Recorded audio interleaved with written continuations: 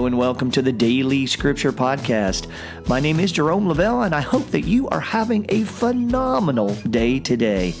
Today we will be looking at Revelation chapter 14, verses 14 through 19.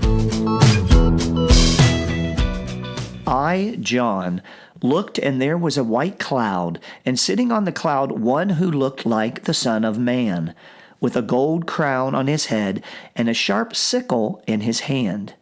Another angel came out of the temple, crying out in a loud voice to the one sitting on the cloud, "Use your sickle and reap the harvest, for the time to reap has come, because the earth's harvest is fully ripe." So the one who was sitting on the cloud swung his sickle over the earth, and the earth was harvested. Then another angel came out of the temple in heaven, who also had a sharp sickle. Then another angel came from the altar, who was in charge of the fire, and cried out in a loud voice to the one who had the sharp sickle, "Use your sharp sickle, and cut the clusters from the earth's vines, for its grapes are ripe." So the angel swung his sickle over the earth and cut the earth's vintage. He threw it into the great winepress of God's fury.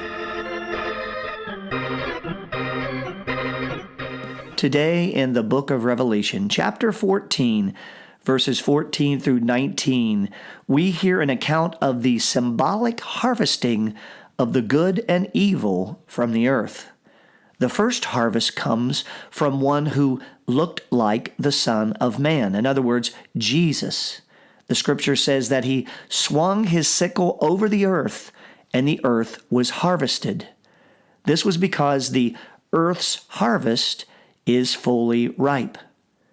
The second harvest comes after the first and is accomplished by an angel of God who, with a sharp sickle, cuts the clusters of vines that were left behind and threw them into the great winepress of God's fury.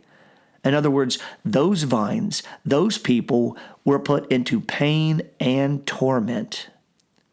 The book of Revelation, written by John, was to the 7 Christian churches in the Roman provinces in Asia Minor.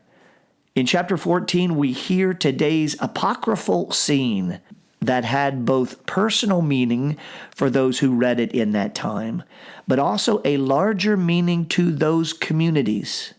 In it, I hear an encouragement to those communities to remain faithful to what they had been taught, to not stray, to seek the narrow gate. The message seems clear, that individually or in community, we may stand victorious before the throne of God, or we can be crushed by God's righteous wrath in the winepress of God's judgment. There are 2 paths. There are 2 harvests. There are 2 destinies. The choice is ours. As I reflect on today's scripture, the colorful and descriptive language helps me to see this scene in my mind. The Son of Man and the angel swinging their harvesting sickles from their perches among the white clouds, each collecting from the earth only those they seek to harvest. The first, harvesting the righteous, and then the harvest of the damned. In this scene, I see the faces of joy of those swept up into heaven, and I see the faces of the damned, some knowing what was coming, and some caught in utter surprise. This latter group shocked that they were not among the harvest of the righteous. Perhaps in those moments of realizing their fate, many regrets are flashing before their eyes. Today's scripture from Revelation chapter 14 is a reminder for all of us what is at stake, our eternal salvation. To me, it's not a strict warning that we must live perfect lives. We know that's not possible. There was only one perfect man.